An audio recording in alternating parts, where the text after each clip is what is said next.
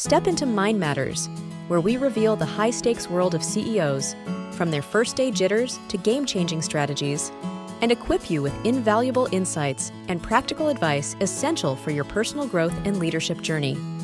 And now, Mind Matters. Let's step in. Welcome, everyone. I'm your host, Kendall Raessler, today. And we're very excited to have a new guest on our podcast that brings a wealth of knowledge. He is the owner of Greenbelt Banking and Trust. And we can't wait to have some insightful conversations with him. Get ready for some engaging information with Chris Weaver. Welcome, Chris, to our show. Thank you, Kendall, for having me. I appreciate it. Thanks very much for joining us, Chris. You know, you are actually, before I jump into that, I want to ask a question of, tell me a little bit about your bio. Tell me about how you got started. Owning a bank is something totally different, but I would like you to explain your story and bio so we can share with our listeners, please. Certainly.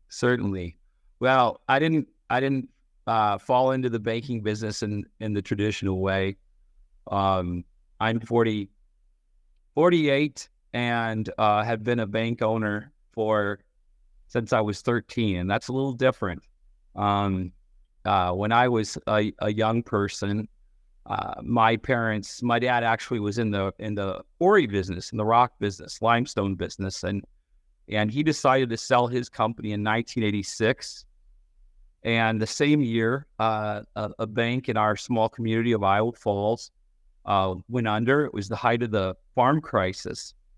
And so at that point, my father had an opportunity to help the community by investing in this defunct bank. There were people who were asking him to jump aboard a sinking ship and pull it out of desperation, but he chose instead to wait until it was taken by the FDIC, and he bought it from the FDIC.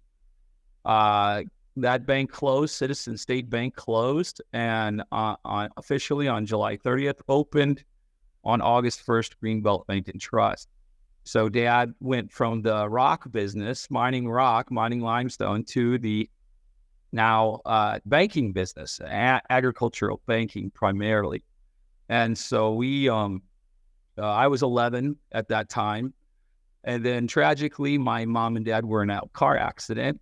And 2 years later, and they both passed away. And so at age 13, I inherited, and my brother and I both inherited a bank. And now inheriting a bank in the late 80s, ag bank amidst the farm crisis, that wasn't necessarily a wonderful situation beyond the fact that we were struggling with our family situation there. But that was a long time ago. Dad bought the bank at about $56 million in assets. Today we're almost $700 million. So we've been able to grow. We've been able to develop over time. It's been a wild ride, but I've been fortunate to have wonderful people around me throughout my life who really helped me through all the challenges, and there's been many. But born and raised here in Iowa Falls, grew up here in Iowa Falls. I'm married, have 2 children, 19 and 16, 2 boys, and I'm a very blessed individual. I feel so very blessed, mostly because the people that I've been able to be associated with and that are around me. So I don't know if that's what you want. If I can give you more, it's a saga. No, I'd actually like to delve into that a little bit more, Chris, because, you know, as our listeners are sitting here, I've got to think they're thinking just like me. Holy crap. First of all, sorry about what happened with your parents. And that'd be a huge tragedy for any 13-year-old young teen to have happen to them. But now you have a bank, inherited it. You and your brother, what do you know about running a bank? I barely knew about opening a checking account when I was 13 years old.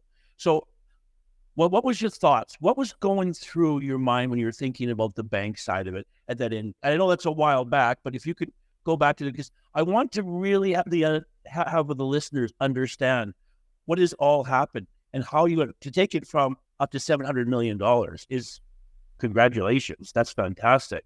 But we know that it wasn't an easy ride there, especially at 13. So would you mind giving us some enlightenment on that?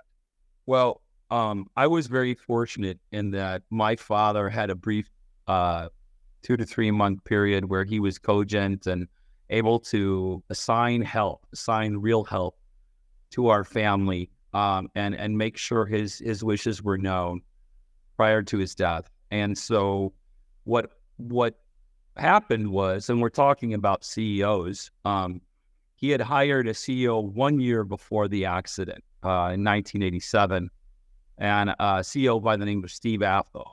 And Steve was not a CEO in Iowa, but he was a young man, 39 years old at the time.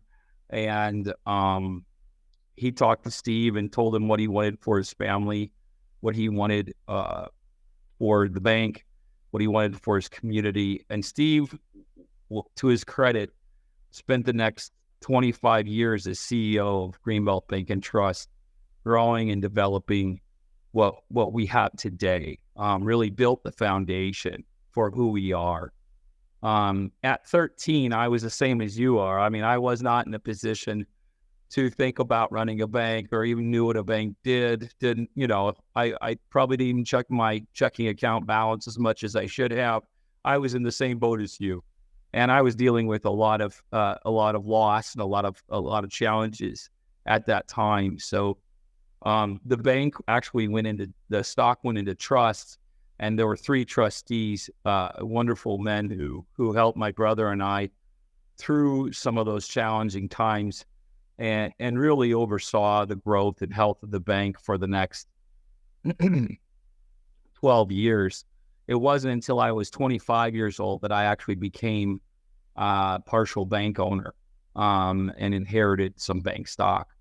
And then had 30 additional stock at 35, which would have been 13 years ago. I inherited the full 50% of the bank.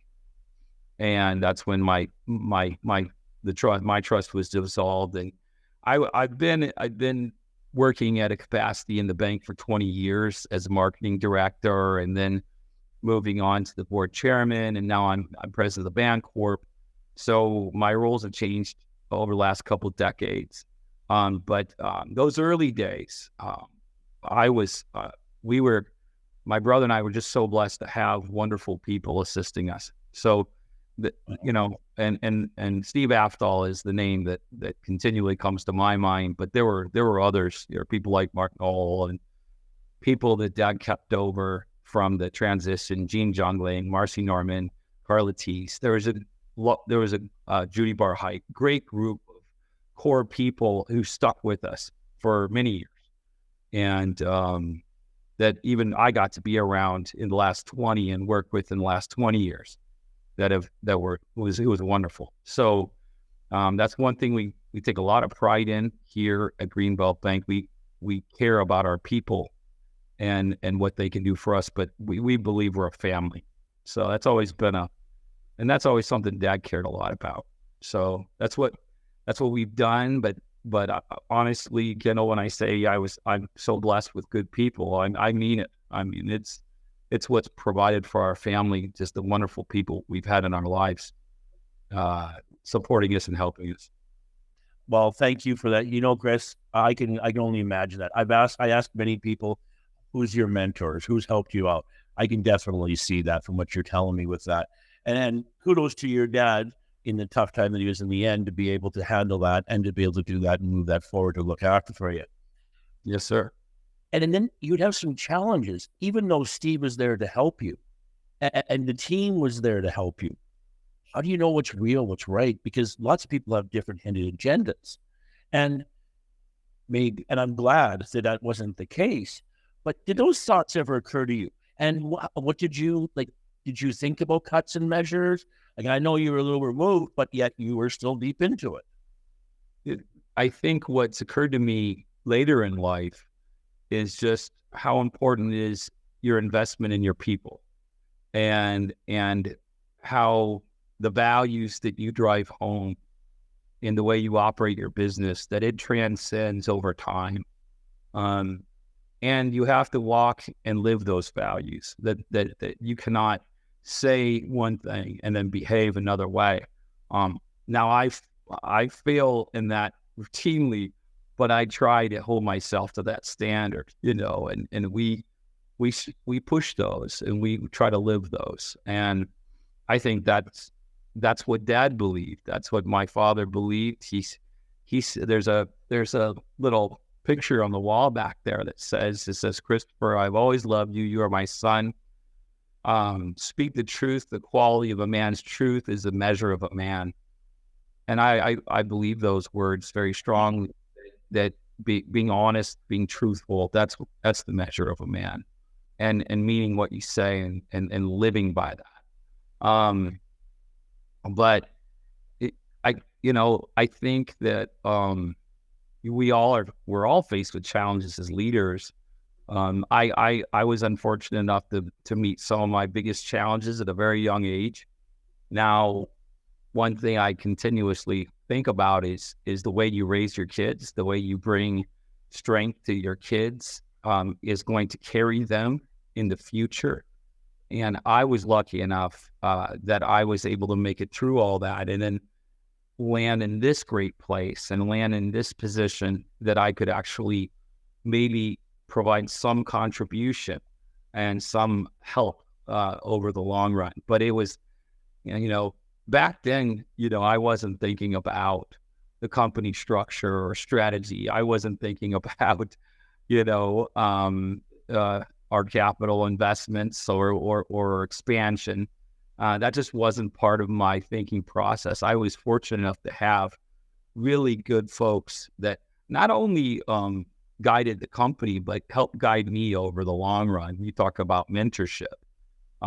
Really good men who could help mentor me, especially Steve Aftol. I'm going to keep saying his name because he's a remarkable person. He's still involved with our operation at 75, and he and I have a great relationship. And he's a legendary banker. I mean, if you ask people around Iowa who Steve Aftol is, they know. They know. Yeah. So I don't know. Does that answer your question? Can I give you more or less? Or that that answers it really well. I like that you run it like a family, and I think a lot of our founders will say they want to run their company like a family. But what does that really mean? Like, what does it really mean? Oh, like you said, walk the talk that you talk, and absolutely. But can you explain to me, what does that really mean so that our viewers can understand what that is?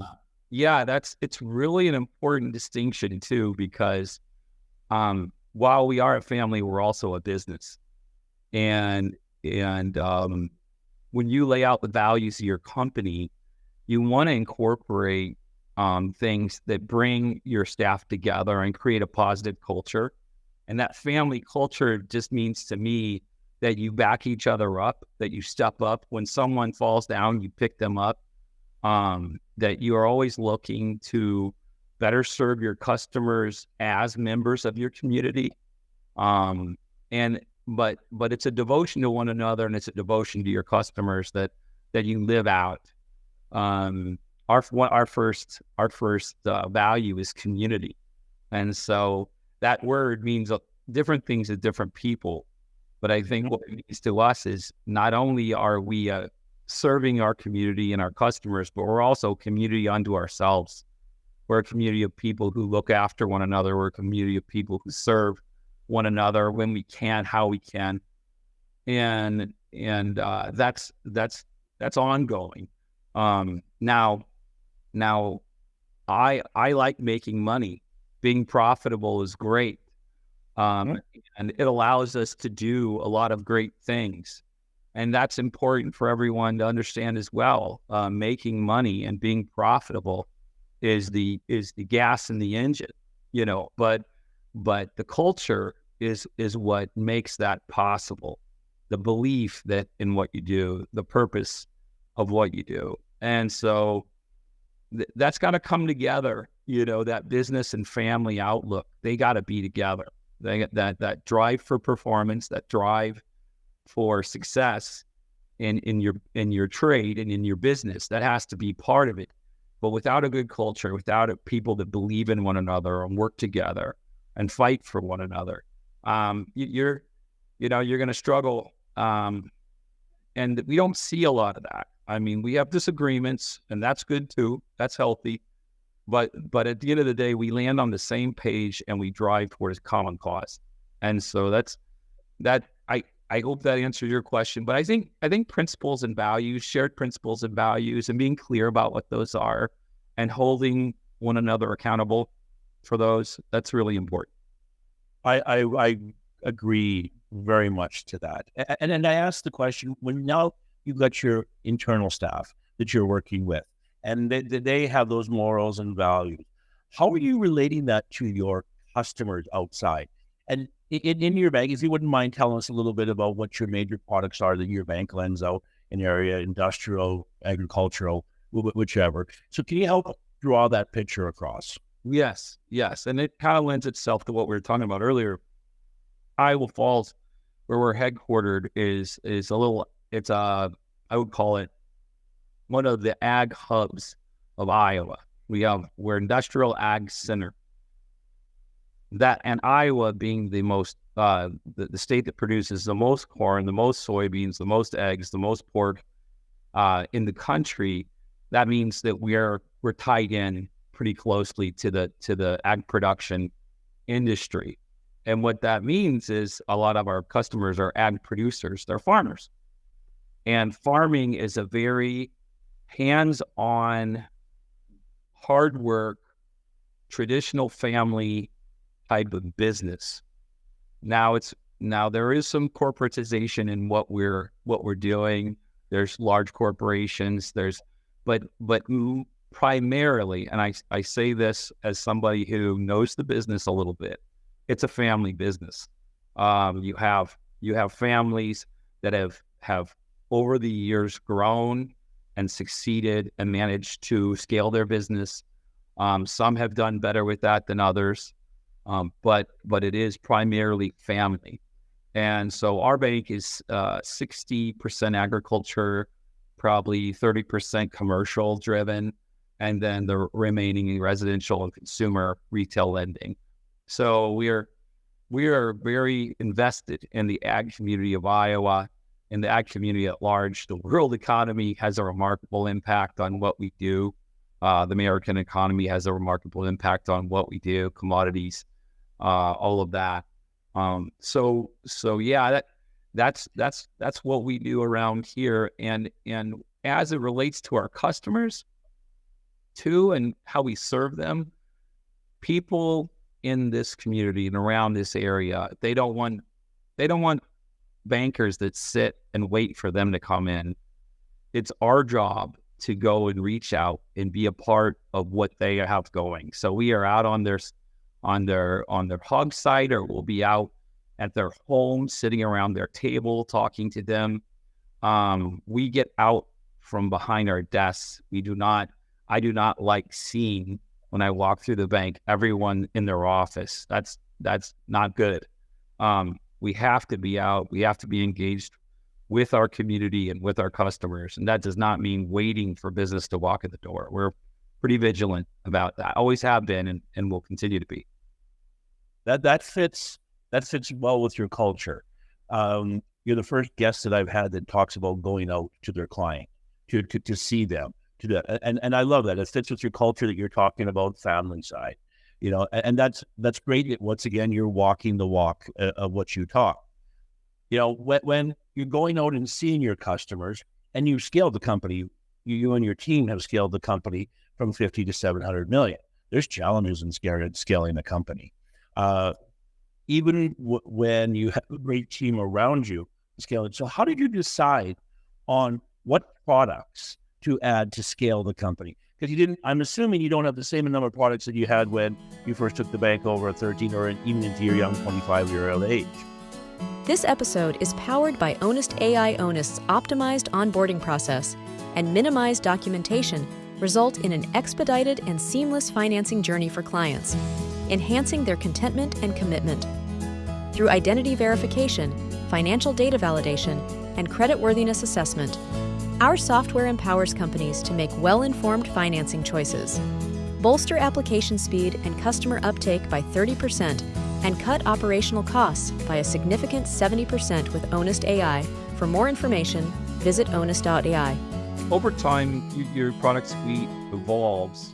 I think given where we are and what we do, they maybe aren't as exotic as you'd find in a Chicago or a New York or even Des Moines, Iowa. We've added value add services over time, like insurance. We bought an insurance agency. At one point, we were involved in real estate. We're out of that now. We have other ancillary relationships with Morgan Stanley for investments. We've added additional rails of business, more so than products probably. Now our checking and deposit products have evolved over time. We're offering a lot more IT-driven services, but that's the entire industry. I mean, for a bank our size, the conversation really isn't do we buy that product? It's if and when do we buy that product, because it's first to market versus not first to market. The cost of being first or the cost of trying to be first, oftentimes the juice isn't worth the squeeze, because you're a test bunny for Jack Henry or Fiserv, and so we oftentimes will not be cutting edge, but product wise, we have a trust department that's been growing over the years. Insurance has grown over the years. But we try to we're working harder and harder to be a one-stop shop. But primarily, our attention and to product and service delivery for our customers, it's steady. We've added cash management services and a variety of things, but it's really the focus. The focus is the same. Focus is what we do well. We want to keep doing well.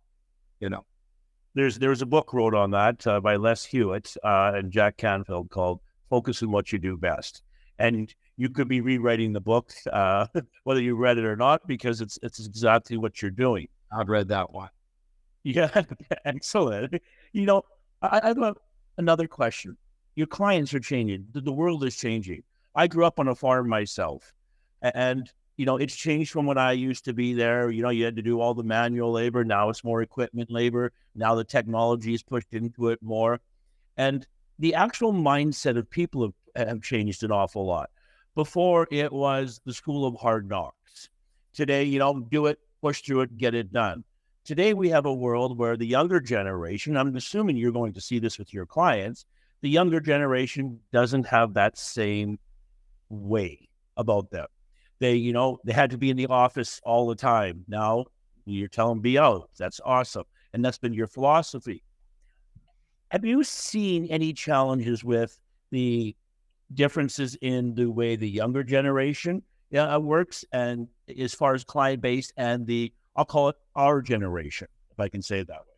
Yeah, I like that. Our generation. I'm trying not to pay attention that I'm, becoming the older fatherly, here's how it's done, young man, type of individual. But, I think we all can't help but grow into our parents someday. I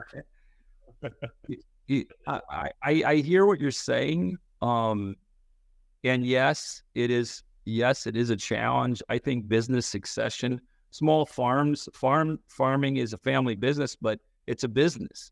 And so being able to raise your family and bring up kids that will take on that responsibility, that will focus their efforts, their time, their education, grow skills to be able to maintain that operation, maintain that farm. That doesn't always work out, but it doesn't work out for a lot of family businesses. Family business is hard, and the dynamics of family business is hard.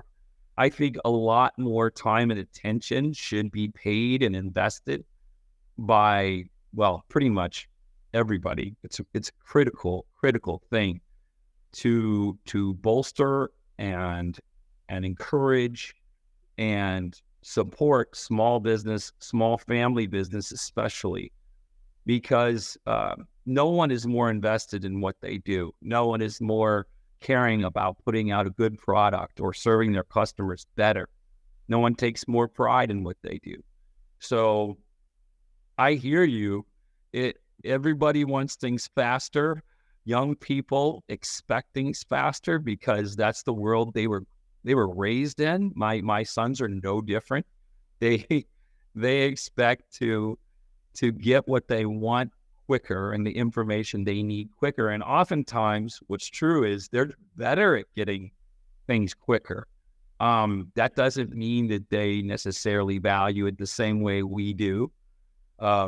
But I think what we're going to have to reconcile, not just today, but in the next 20 years, 30 years on down the line, is how to both instill those quality family values, those hardworking values that you referred to, and the desire to move quickly and to get things done efficiently and leverage technology to get where we need to go. We need both. You have to have both. And so I think that will be a huge challenge for all of us. But it's not something that's insurmountable. Once again, we have young people come and work for us in small town Iowa, and they stay. They don't leave. And I think it's because they find something here that they want to be a part of. And I think that's as much of it as anything, is creating an environment and creating a business environment that's fun. One of our other values is camaraderie. And what that means is we play hard and we work hard, and we do that together. And that's part of being a family too. You can't just, tell your kid, I want you to have straight A's, and I want you to be the top of your class, and I want you to do all these things. I want you to go get a full-time job, and you can't, and not have fun together, not reward those activities. And we look at it with our staff is we're looking for ways to laugh together. We're looking for ways to work hard together and play hard together. And so, while we're serving our customers, I think they see that. I think they see that we're a tight-knit group, and that means something. And I think that's what we have to provide young people, because more and more they're on their own. Technology also today drives people apart. I think that's kind of the scary thing that I see. That's what frightens me about the future, is the way technology now is almost focused on driving people apart and isolating people. And that's not good. And that needs to be dealt with. That's serious. But technology can also help you do things and help you get things quicker. It's that side of things and the family value side of things, to me, that need to come together and will help us in our business, will help us succeed, help us grow in a good way, in a healthy way. Chris, I think those are very wise words you're saying. And I'm under the same impression. I believe a lot of our viewers will get to see that as well. That, hey, technology is a wonderful thing to help you scale. It absolutely is. I like that I don't have to have 50 filing cabinets behind me anymore. It's all on a little computer in front of me. I like the ease for that. And I believe everybody likes that feeling. I too have children, and my children want everything yesterday, and they are faster at finding stuff. But the alone part is a really big part. And we don't have much time, but I want to touch more on that. And the reason I want to touch more on that is because when you're looking at technology, I believe, should bring people together. It should be taking the monotonous stuff away to make it easier for you. When you're hiring and your bank is bringing in new people into it to be part of your family and your team, and you have technology doing in certain pieces, and you say you do work hard, play hard together, that is great, because that helps fit into your culture. And I think I'm re-saying that again, Chris, because I want that message to go out to our people. The most important thing in this world is people. So because of that, when you bring somebody new into it that is a younger generation, is there a different process or steps that you have to help them guide along to that? Or is it just, welcome to the big family, everyone's arms open, and you just hold and help? Oh boy. I think what you're speaking to more than hiring a new person is adjusting to what the culture demands. We're always going to be that, come on in, everybody's here. It takes a village. We're going to work together. We're going to guide you through this. We might have you move from department to department. Everyone welcomes you, but it's the expectations that younger people bring that I believe everyone is trying to deal with. So if you hire someone out of college now, a question might be, can I work from home? Can I do this job partly from home? You never used to hear that. Or, you might hear, what's your remote worker policy? Now you could say that's holdover from COVID, but here you and we're talking and discussing business from 1,000 miles away or however far. It's a long ways, and we're able to talk about these things. This is real. This is happening all the time, every day in business everywhere. So that's something, we hear about, are you going to provide me a cell phone? Okay. That's a benefit we hadn't considered, but it's something we have to talk about. We hear a lot of the expectations that are brought forward are things that to me, you have to be ready to address and staying ahead of the curve and knowing how you're going to respond and being consistent, both inside the bank and also when someone from the outside comes and asks and says, I'm interested in this position. What's your policy? How do you do this? So I think that's what's challenging us now in other banks is kind of this new expectation of, and I don't begrudge young people for wanting that extra freedom. I do think that you have to prove it, You have to prove that you will get your hands dirty. You have to prove that you have the ability to interact and work as a team member. But that autonomy and that desire for more freedom, that's normal. I think you got to earn it. You got to earn that. But it's not a bad thing if you can be productive, if you can add value and be a good team member and a good family member here at Greenbelt. I think that's a great thing. And so we've been fortunate. The people have joined our team. The younger people have really enjoyed this environment, this culture. I would say, actually, and this is maybe wrong, maybe I'm biased, but what they're experiencing in larger cities, I think that's what's stale. I think that's what people are tired of, and that culture is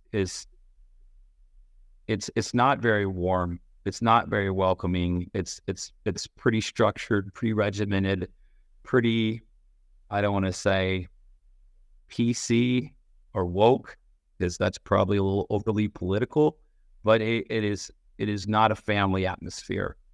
And I think some people want that in their lives. They want that closeness, and they want to feel like they're well cared for at work, because that's where they spend most of their time. That's exactly how I feel, Chris. When I look at it, where do I spend most of my time? It's work. So I better love what I'm doing, better have fun. And at the end of the day, I want to be connected. And I agree. I love the message. Unfortunately, we're come to the end of our time, but I have hundreds of other questions I would like to ask you. And maybe we can have an opportunity to have you back again. And if there was a chance to have Steve with you as well, because I would really like to delve more into that journey with it, because you have a very unique, very, very unique situation. But there's so much that can be taught and helped for people that are going through similar, smaller cases of that. And if that was possible, I would like to do that. But for today, I would like to thank you very much for your time. Thanks for listening. If you found this conversation valuable, please leave a review on your favorite podcast platform. We will see you next time on Mind Matters.